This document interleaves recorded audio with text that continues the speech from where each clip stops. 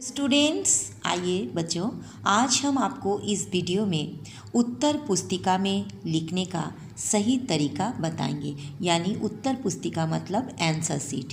Answer sheet में आप कैसे लिखें ताकि आपके जो एग्जामिनर हैं, परीक्षक हैं, वो आपसे प्रभावित हो सके और आपको अच्छा नंबर मिल सके। तो सबसे पहले बच्चों, आपको सही आंसर लिखने के लिए आपका एग्ज़ाम में जो पोर्शन में आपका दिया हुआ है, जो चैप्टर, थॉरोली उस चैप्टर को आपको पढ़ना है। ये तो बहुत ज़रूरी है चैप्टर को पढ़ के समझना। अगर आप उस चैप्टर को समझ गए तो उससे रिलेटेड जो भी क्वेश्चन आए, चाहे वो विकल्प वाले क्वेश्चन हो यानी MCQ क्वेश्चन हो, फिलिंग द ब्लैंक्स हो, ट्रू फॉल्स हो, शॉर्ट क्वेश्चन आंसर हो, लॉन्ग क्वेश्चन आंसर, कोई भी क्वेश्चन उससे रिलेटेड आए तो आप ज़रूर सीखिएगा। लेकिन इस वीडियो में हम ये बताएंगे कि आंसर शीट में आपको कैसे लिखना है। अभी कुछ स्कूल में फाइनल एग्ज़ाम चल रही है और कुछ स्कूल में होने वाली है। बहुत बच्चे को आंसर शीट में लिखने का सही तरीका ही मालूम नहीं है, जिसके चलते बच्चों को मार्क्स कम आ जाते हैं। इसलिए आज इस वीडियो में आपको हम बताएंगे कि कैसे करके आप लिखेंगे कि आपका मार्क्स अच्छा आए। सबसे पहले आपको जब आंसर शीट लिखने के लिए मिले तो आपको सबसे पहले उसमें मार्जिन खींच लेना है, लाइन खींचना है साइड में। ये जो स्केल है, ये स्केल को एक स्केल बराबर यहाँ आपको रखना है पेपर में और एक स्केल आपको मार्जिन खींचना है। ध्यान रखिएगा, ये जो आप मार्जिन जो खींचेंगे ये कभी भी पेन से नहीं होनी चाहिए। ये मार्जिन आप खींचेंगे वो पेंसिल होना चाहिए। पेंसिल से आप इस तरह से बैठा के आप एक मार्जिन आप खींच लीजिए लंबा से। उसके बाद कुछ पेपर में name, roll number, class, subject, date लिखा रहता है। तो उसमें आपको सही से, एकदम सही से और सुंदर राइटिंग से आपको नीट एंड क्लीन से आपका name, roll number, class, subject और डेट लिख लेना है। और कुछ पेपर में कुछ भी नहीं लिखा रहता है। जिसमें कुछ भी नहीं लिखा रहेगा उसमें आप इस प्रकार name, roll number, class, subject, date लिख लीजिएगा। कभी कभी डे भी आप लिख सकते हैं। उसको लिख करके एकदम नीट एंड क्लीन, साफ से एकदम आपको ये सब लिख लेना है।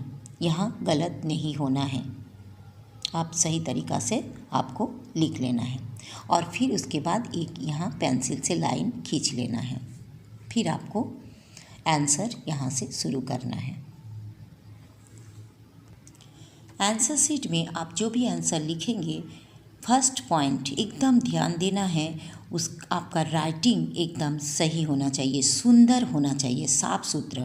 क्योंकि आपका जो आंसर शीट है वो अगर नीट एंड क्लीन, सुंदर, गुड राइटिंग से होगा तो आपके जो एग्जामिनर है यानी परीक्षक जो है आपके ऊपर प्रभावित होंगे और आपको ज़रूर अच्छा नंबर मिलेगी। इसमें आपको एकदम ध्यान देना है। जैसे क्वेश्चन पेपर में, जैसे आपके पास क्वेश्चन पेपर आया, सबसे पहले आप क्या कीजिए, उस क्वेश्चन पेपर को अच्छा से पढ़ लीजिए। शुरू से अंत तक अच्छा से पढ़िए क्वेश्चन को। ज़्यादा समय नहीं लगेगा, 5-6 मिनट लगेगा। आप उसमें देख लीजिएगा आपको कौन सा सवाल आता है और कौन सा सवाल नहीं आता है। जैसे क्वेश्चन में दिया गया, मान लीजिए MCQ क्वेश्चन 1 नंबर में दे दिया गया है। पहला नंबर का ए विकल्प दिया है, A, B, C, D। फिर सेकंड नंबर का भी दिया है A, B, C, D।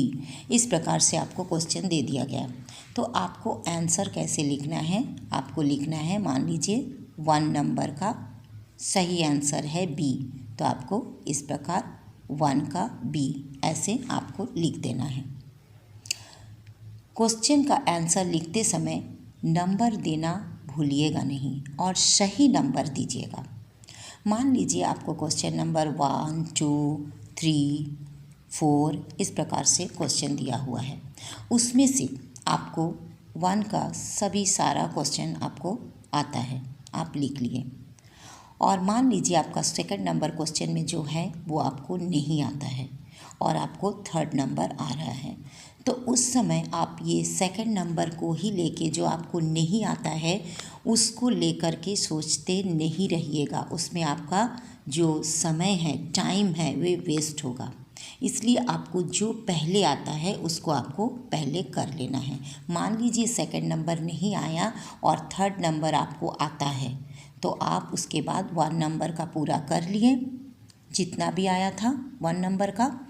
उसके बाद आप जब 3 नंबर शुरू कर रहे हैं, मान लीजिए आप 2 नंबर नहीं कर रहे हैं और आप 3 नंबर शुरू कर रहे हैं, तो आप वहाँ पर 3 ही लिखिएगा। ध्यान रखिएगा, बहुत बच्चे करते क्या है, 3 नंबर लिख रहे हैं लेकिन वो 2 नंबर छोड़ दिए हैं, तो सोचते हैं कि 1 के बाद हमको 2 ही देना है। ऐसा गलती नहीं कीजिएगा। अगर आप 2 नंबर का नहीं लिख रहे हो तो आपको 2 नहीं लिखना है। आप जिस नंबर का आंसर लिख रहे हो उस नंबर को सही से आपको देना है, इसमें ध्यान रखिएगा। नेक्स्ट क्या है, कोई बच्चे ऐसे भी करते हैं कि 1 नंबर का पूरा लिख लिया है और 2 नंबर उसको आता नहीं है, उसकी जगह में वो क्या करते हैं, स्पेस छोड़ देते हैं।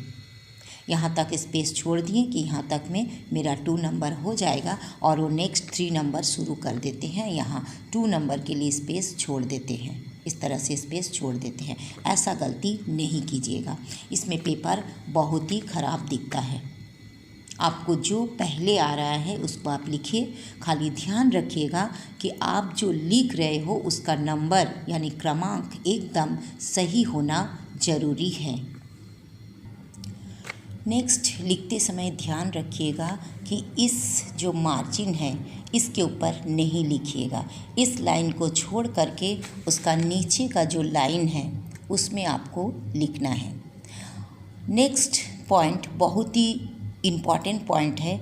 अगर आप कुछ लिख रहे हैं, जैसे यहाँ पर हम लिख रहे हैं विद्यार्थी, यहाँ पर हम विद्यार्थी लिखे हैं। मान लीजिए लिखते समय आपका कुछ भी गलत हो जाता है, तो बहुत बच्चे करते क्या है, इसको इस प्रकार से एकदम गंदा तरीक़ा से इसको काटता है, इस प्रकार से काटता है। आपको ऐसे नहीं काटना है।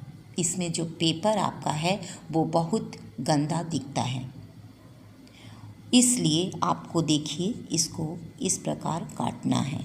अगर आप कुछ लिखे हैं और वो गलत हो गया, मान लीजिए आपका गलत हो गया, तो आपको क्या करना है, ऐसे एक बार इसमें काटना है और उसके बाद जो आपको लिखना है जो सही, वो यहाँ लिख देना है।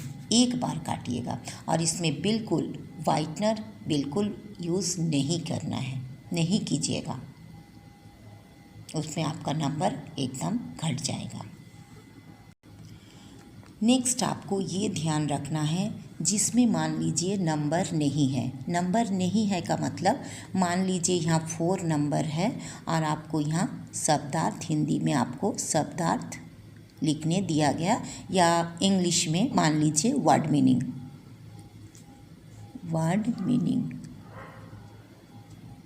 वर्ड मीनिंग लिखने आया है और उसको लाइन से कॉमा देके लिख दिया गया, यानी यहाँ पर कुछ मान लीजिए नंबर नहीं है, ऐसे करके 1, 2 ऐसे करके नंबर नहीं है, लाइन से मान लीजिए दे दिया गया है कि जैसे क्यारी, इसका अर्थ लिखिए, ध्यान, इसका शब्दार्थ लिखिए। इस प्रकार से मान लीजिए कॉमा करके दिया गया है। या तो फिर ऑपोजिट वर्ड यानी विलोम शब्द,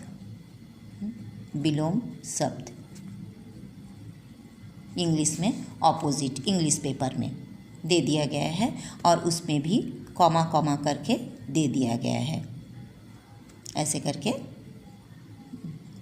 ऐसे छोटा, गोरा, ऐसे कॉमा करके दे दिया गया है। तो उसमें मान लीजिए यहाँ 5 नंबर, उसमें आपको, जैसे आप 4 नंबर का लिख रहे हो तो 4 नंबर लिख करके और जो क्वेश्चन है जैसे क्यारी, इसको आपको उतारना ज़रूरी है। लिख करके फिर इसका आपको मीनिंग लिखने होगा। उसी तरह 5 नंबर में जो विलोम शब्द है उसको 5 नंबर, और इसमें तो आपको कोई नंबर नहीं दिख रहा है तो उसको उतार करके, उस क्वेश्चन को उतार के फिर आपको आंसर बगल में लिखना है।